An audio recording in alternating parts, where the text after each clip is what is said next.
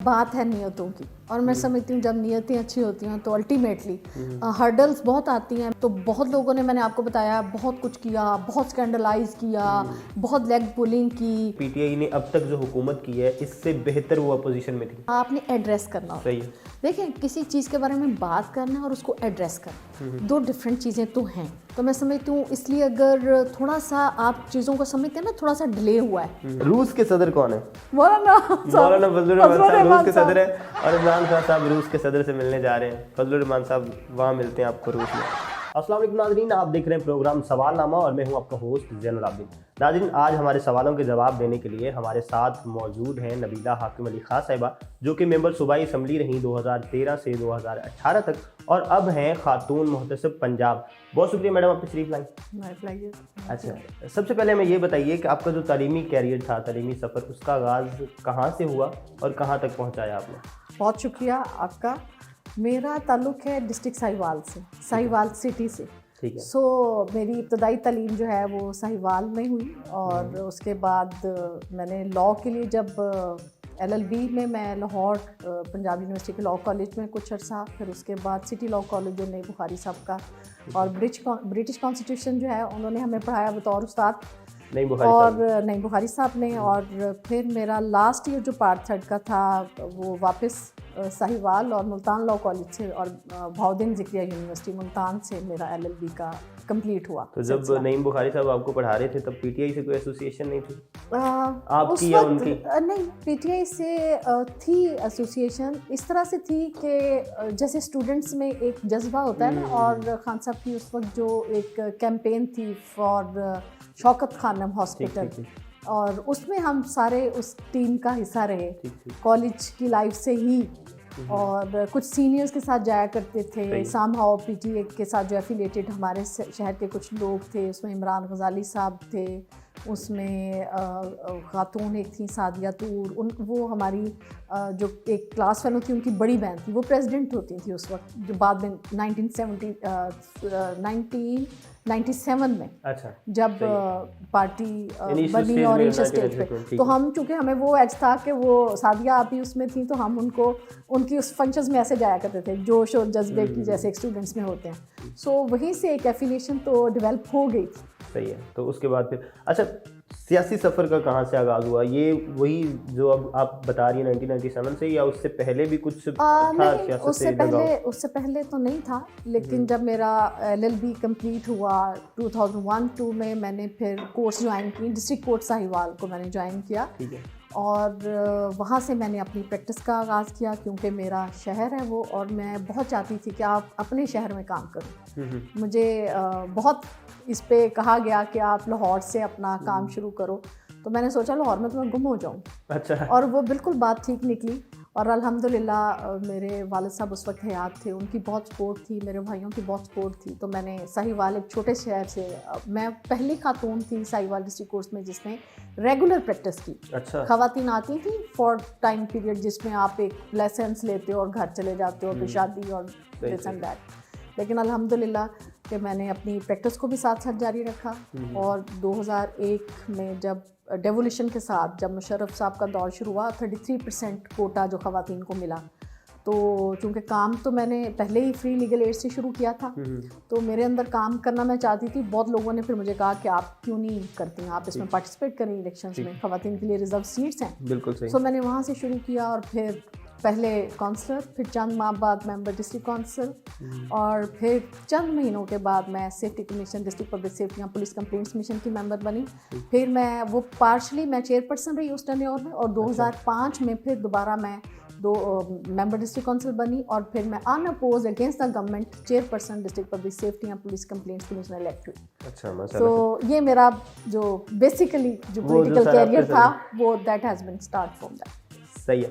तो खातून वकील होना, हमारे यहाँ कोई ज़्यादा कल्चर नहीं है खातून वकला का, तो ये कैसा तजुर्बा रहा थ्रू आउट? बहुत मुश्किल काम था, बहुत लोगों ने डराया। सही है। जो आपको पढ़ा रहे होते हैं ना, उसमें भी कुछ उस्ताद आपको डरा रहे होते हैं। अच्छा। कुछ आपका कॉन्फिडेंस बिल्ड कर रहे होते हैं, कुछ आपको सुन रहे ना आप? नहीं, बुखारी साहब ने हमारे अंदर कॉन्फिडेंस बिल्ड करने के लिए, मैं आपको बताऊं कि जो उनका एक तरीका था, होता ये था कि ड्यूरिंग लेक्चर वो किसी भी खातून के पास आके अपने पैरों के बल बैठ जाते थे और स्टीयरिंग करते थे और देखते थे कि आप कितनी देर में आंखें झपकती। और वो मैं समझती हूँ कि उनका वो जो तरीका था और हमारा वो कॉन्फिडेंस बिल्ड करने के लिए कि कल को आपने कोर्ट्स में जाना है, आपको 100 नजरें घूरेंगी। ठीक। और डिस्ट्रिक्ट कोर्ट्स के कचहरी के माहौलों को आप जानते हैं कैसे होते हैं, और फिर आपको कोर्ट्स में अपीयर होना है। इससे पहले कि जब आप बात कर लें, उससे पहले अगर आपको किसी ने ऐसे देखा तो आप बात करने की बजाय आप शाये हो जाए। तो मैं समझती हूँ उनका हमारी इस पर्सनैलिटी डेवलपमेंट में एक बहुत बड़ा रोल है नईम बुखारी साहब का। और एडमायर तो बहुत सारे लोग उनको करते हैं, हम सब भी करते हैं। हाँ बिल्कुल, इसमें तो कोई डाउट ही नहीं है उनकी जो जहानत है। अच्छा मुझे ये बताएं, सिटी काउंसिल मेंबर आप रही 2002 से 5 और फिर 2005 से 2008 तक, वो कैसा तजुर्बा रहा उसमें आपने? अब क्योंकि आपको शहर की सियासत से लगाव भी था और बहुत ज़बरदस्त एक्सपीरियंस था, बहुत ज़बरदस्त। और मैं समझती हूँ जैसे मैंने अपने पेरेंट्स से सुना, बड़ों से सुना कि अयूब खान साहब के दौर के बाद जो बाकायदा डेवलपमेंट का एक प्रोसीजर ग्रास रूट की जब हम बात करते हैं, यूनियन काउंसिल्स की, विलेज काउंसिल्स की बात करते हैं, तो उस वक्त वो दोबारा शुरू हुआ काम। यानी कि जो 40 साल पहले सड़कें बनी थी, उस वक्त मुझे याद है कि मुझे जो फंड्स मिले, मैंने अपनी कॉलोनी की जिस सिटी में मैंने वहाँ की कुछ छोटी छोटी सड़कें बनवाई। और उससे पहले वो जो बन चुकी थी उसके इतने सालों बाद ये प्रैक्टिस उस वक्त हुई जब फंड्स की वो कहते हैं ना डिवॉल्व हुए फंड्स यूनियन काउंसिल लेवल पे, और फिर यूनियन काउंसिल के काउंसलर्स के थ्रू वहाँ पर छोटे छोटे मंसूबे उनके थ्रू होने शुरू हुए, और फिर मेंबर डिस्ट्रिक्ट काउंसिल को इसी तरह। ये वैसे लोकल बॉडीज का बात तो पीटीआई भी करती थी जी। लोकल गवर्नमेंट का मैं समझती हूँ ये रीढ़ की हड्डी है किसी भी सोसाइटी में, और जब तक ये हम इस मैकेनिज्म को डेवलप ना करें, इस हम पिलर को ना खड़ा करें, हम अच्छी मजबूत बुनियादें कायम नहीं कर सकते। 15 मई को एक्सपेक्टेड इलेक्शन है, आप लोग तैयार हैं? पीटीआई पंजाब में भरपूर तरह से परफॉर्म कर पाएगी इंशाल्लाह? तैयारी है आपकी? ऑब्वियसली तैयारी है। और केपीके वाले जो देखें, बात पता क्या है, बात है नियतों की, और मैं समझती हूँ जब नियतें अच्छी होती हैं तो अल्टीमेटली हर्डल्स बहुत आती हैं। मैंने बहुत सख्तियाँ जैसे अपने पॉलिटिकल लाइफ में, अपनी जो प्रोफेशनल लाइफ में, अपने बीइंग लॉयर में जब काम कर रही थी तो बहुत लोगों ने, मैंने आपको बताया, बहुत कुछ किया, बहुत स्कैंडलाइज किया, बहुत लेग पुलिंग की, मतलब डिस्टर्ब करने के बहुत मामलात ख़वातीन के साथ होते हैं। ये अगर कोई खातून कहना कि जी हमें कुछ नहीं, ऐसा कुछ नहीं होता, बहुत कुछ होता है। लेकिन अल्हम्दुलिल्लाह जब आप काम पे फोकस करते हैं ना और अपनी उस डायरेक्शन पे रहते हैं, हटते नहीं हैं उस पर, तो आपको जब कामयाबियाँ मिलती हैं और आप आगे बढ़ते हैं तो वो चीज़ें फिर पीछे चली जाती हैं। कंसिस्टेंट है आप, तो आपको अल्हम्दुलिल्लाह बिल्कुल सही है। अच्छा मैडम मुझे ये बताइए, जो एमपीए का टेन्योर गुजारा आपने 2013 से 2018 तक, तो अपोजिशन में थे आप लोग, कम सीटें थी वो, क्योंकि सब लोग ये कहते हैं कि पीटीआई ने अब तक जो हुकूमत की है इससे बेहतर वो अपोजिशन में थी। आप क्या समझती हैं, अपोजिशन में ऐसा क्या करते थे आप लोग जो हुकूमत में नहीं कर पा रहे? अच्छा, इसकी चूँकि मेरी बेसिक्स हैं ना, मतलब रूट्स हैं पॉलिटिक्स से, मैंने काम करके सीखा है, देखा है, और फिर लॉ नोइंग होने के हवाले से आपको उसका बड़ा एज मिलता है। और मैं समझती हूँ कि बहुत सारे लॉयर्स जो हैं, आपको पता पॉलिटिक्स में आता है, सो मैं समझती हूँ कि जहाँ हम बात करते हैं ना कि आपने बतौर, जब आप उसमें ऑपोजिशन में होते हैं, ऑपोजिशन में आपके पास काम हाईलाइट्स करने होते हैं ना इशू, उसका मार्जिन ज़्यादा होता है। इसमें होता है कि हाईलाइटेड इश्यूज़ को आपने एड्रेस करना होता है। देखें, किसी चीज़ के बारे में बात करना और उसको एड्रेस करना, दो डिफरेंट चीज़ें तो हैं। और पीटीआई का पहला एक्सपीरियंस है, तो मैं समझती हूँ इसलिए अगर थोड़ा सा आप चीज़ों को समझते हैं ना, थोड़ा सा डिले हुआ है, मतलब हम जो हमारे टारगेट्स हैं या जो गवर्नमेंट के टारगेट्स हैं उनको अगर आप समझे कि उस हद तक अचीवमेंट नहीं मिली जितनी कि मिलनी चाहिए, तो उसमें मैं नहीं समझती कि ये पार्टी का कसूर है या गवर्नमेंट का कसूर है, कि उसमें बहुत सारे फैक्टर्स इन्वॉल्व हैं। आपकी पहली प्रैक्टिस हो रही है, फिर इसमें कोरोना कोविड का जो एक सिलसिला शुरू हुआ, पूरी मईशत, पूरी दुनिया में मौशी बहरान जो है उसका सामना सबको करना पड़ा।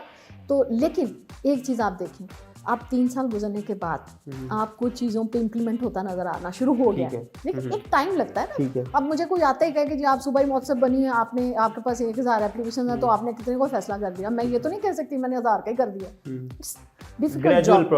Difficult job to hold office और टू गवर्नमेंट। ठीक है, इसी तरफ हम आते हैं कि आपको इस दफ़ा एमपीशिप तो नहीं मिली, लेकिन आपको एक बहुत अच्छा पोर्टफोलियो मिला कि आप सूबाई खातून है मोहतसिब पंजाब, तो आप मुझे ये बताएं कि ये किस तरह की ड्यूटी है, कितने आवर्स काम करना पड़ता है और किस कदर मुश्किलात आती है मतलब इस तरह के कामों में। जाहिर सी बात है क्योंकि हमारा कल्चर उस तरह से डेवलप नहीं है, हमारे मसाइल जो हैं वो बहुत ज़्यादा हैं इस तरफ ख़वातीन के मसाइल को लेकर। तो आप एक खातून है, ख़वातीन के मसाइल को भी आप बेहतर अंदाज में समझती होंगी, तो कितनी मुश्किलात आती हैं इन सारे मामलात को सुलझाने में?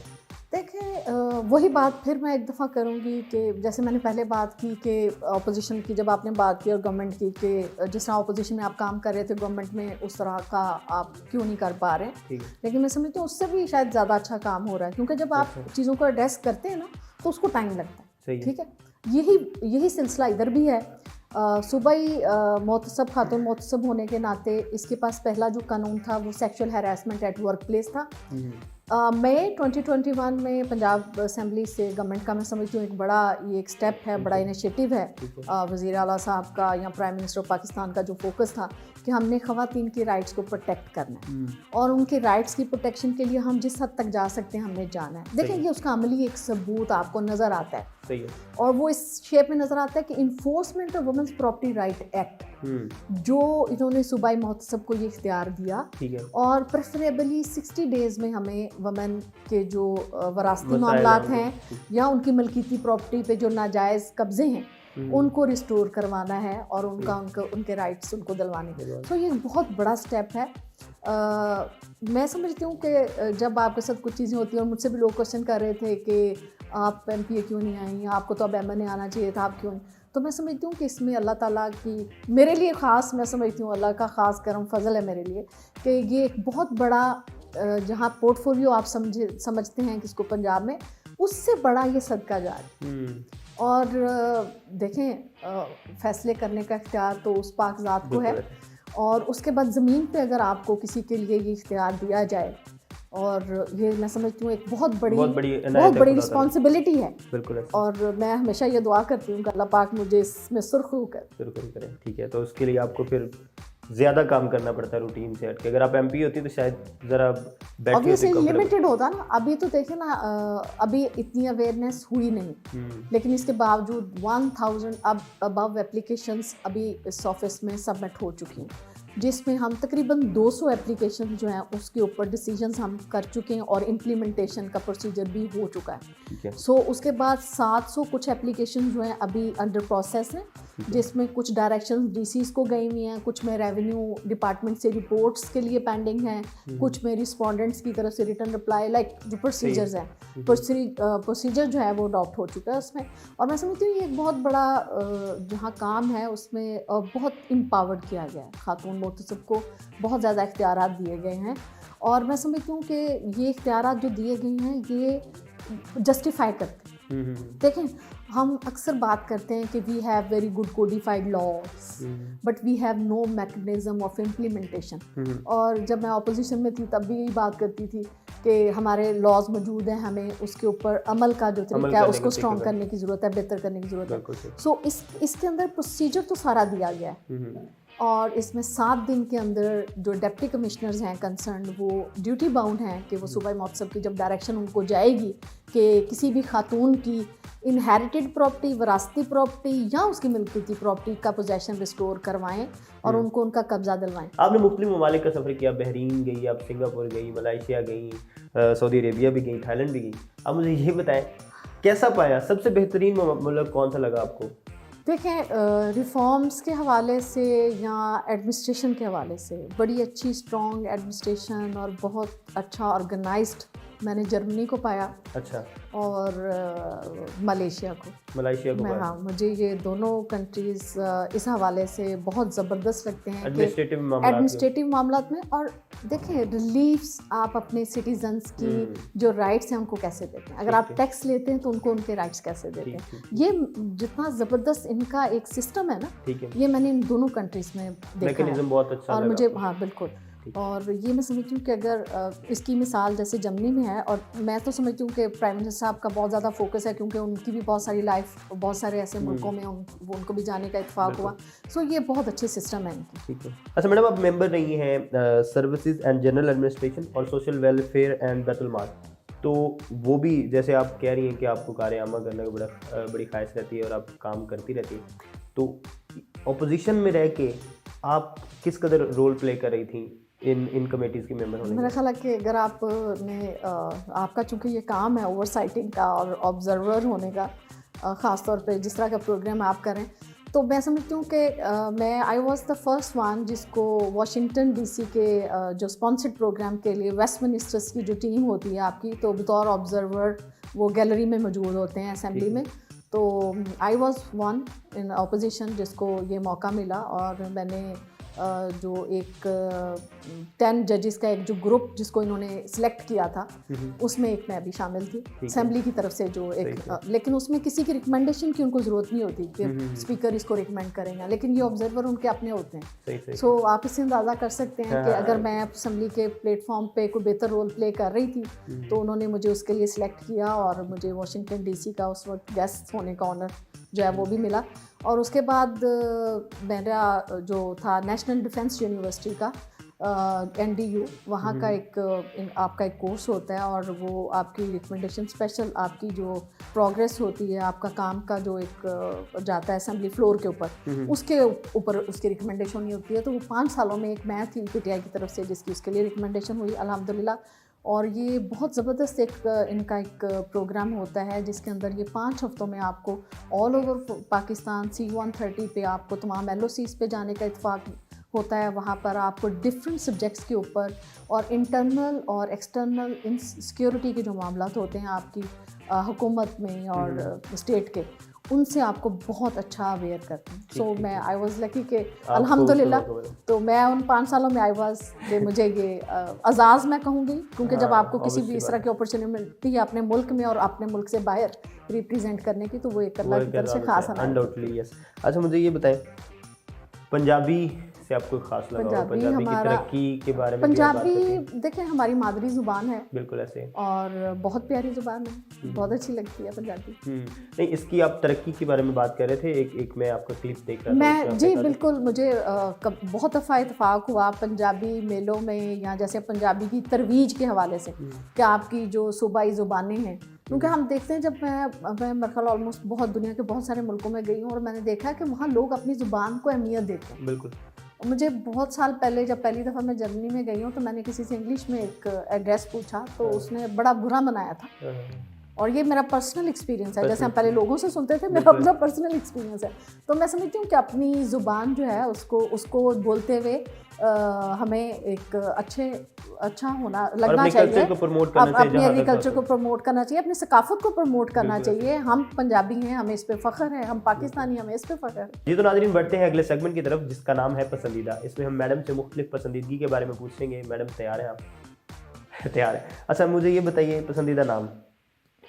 नहीं, किसका नाम? आपका जो पसंदीदा नाम है, जो आप नहीं, मर्दों में या औरतों में, आप कुछ बताएंगे? आप पे डिपेंड करता है। देखिए, लड़कियों में मुझे जब फातिमा आता है तो मुझे बहुत उसका खूबसूरत लगता है कि फातिमा या अहमद रखते हैं लोग, या अली रखते हैं, तो ये नेम्स बहुत खूबसूरत लगते हैं। ठीक है। जगह? पाकिस्तान में कोई स्पेसिफिक जगह? सारी जगह पाकिस्तान की, नॉर्दर्न एरियाज खास तौर पे। ठीक है। खाना पंजाबी फूड, दाल चावल बहुत पसंद है। देसी फूड या मटन बहुत पसंद है, मटन कढ़ाई, दाल चावल बहुत पसंद है। खेल? क्रिकेट पसंद है, खान साहब की वजह से? पता नहीं, या शायद हमारे यहाँ, मैं वैसे पहले खुद जब मैं स्टूडेंट थी स्कूल लाइफ में मैंने हॉकी खेली है, लेकिन फिर हॉकी बंद कर दी थी स्कूलों में। तो हॉकी भी मुझे बहुत पसंद थी, लेकिन हॉकी अब चूंकि बहुत कम देखने को मिलती है, तो इसलिए चेंज होने की वजह से आप कह सकते हैं कि मुझे क्रिकेट पसंद है। मैं वैसे खुद बैडमिंटन या हॉकी मैंने खेली है, वैसे मैंने हार्ड बॉल से क्रिकेट भी खेली। मुझे मेरे भाई तीनों फील्डिंग ही कराया करते थे। नहीं, बैटिंग नहीं आती थी। बैटिंग का मौका नहीं देते थे ना, कि भगाए रखते थे, फील्डिंग आप लोगों ने करनी। और मुझे याद है कि मैंने हाथ सख्त हो गए थे हार्ड बॉल कैच करते हुए। फिल्म? पसंदीदा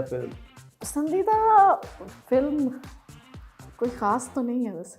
नहीं, कोई एक बंदे को याद रह जाती है कि जो बड़ी दिल के करीब हो?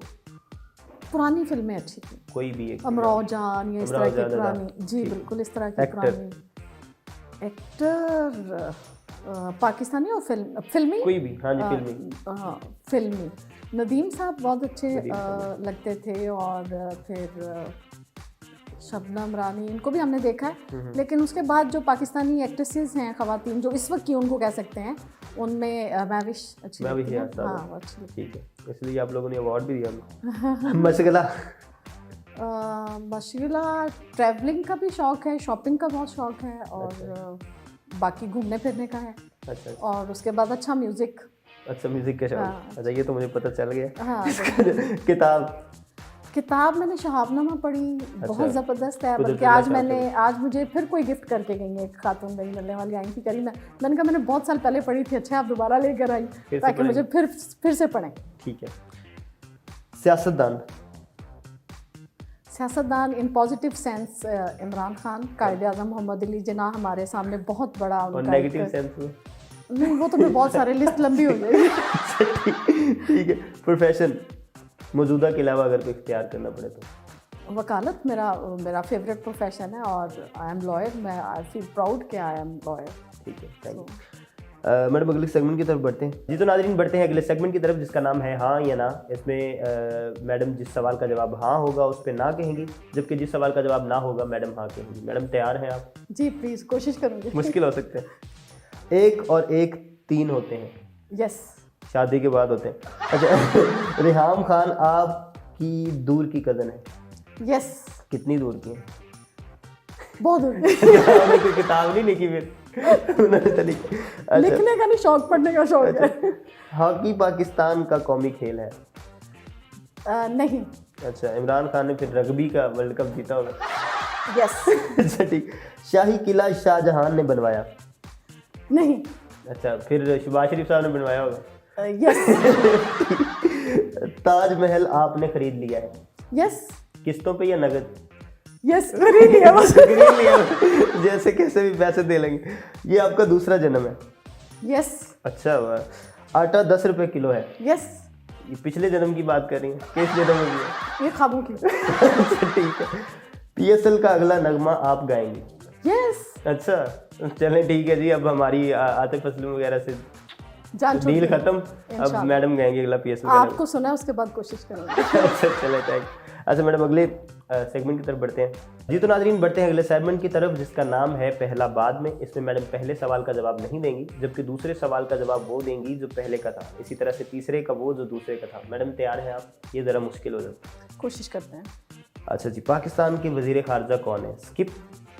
पाकिस्तान के वज़ीर दाखिला कौन है? शाह महमूद कुरैशी। शाह महमूद कुरैशी साहब को खारजा पसंद नहीं आई और वो दाखिला पे आ गए। PTI के चेयरमैन कौन है? शेख रशीद। शेख रशीद साहब PTI की चेयरमैनशिप भी ले गए हैं जी। पहले तो वो सिर्फ वज़ीर दाखिला थे। अमेरिका के सदर कौन है? इमरान खान। तो वो खुद को खुद कॉल करेंगे अब। वाली जिम्मेदारी। अच्छा, शहबाज शरीफ साहब ने किन को लाड़काना की सड़कों पर घसीटना था? जो बाइडन साहब, पाकिस्तान कॉल भी ना करिएगा और आइएगा भी ना। शहबाज शरीफ साहब आपको सड़कों पे घसीटेंगे। ठीक है। PDM के सदर कौन है? आसिफ अली जरदारी साहब। अच्छा जी, मौलाना साहब से ये भी छीन गया है। मौलाना साहब की छुट्टी। मौलाना साहब की छुट्टी होगी।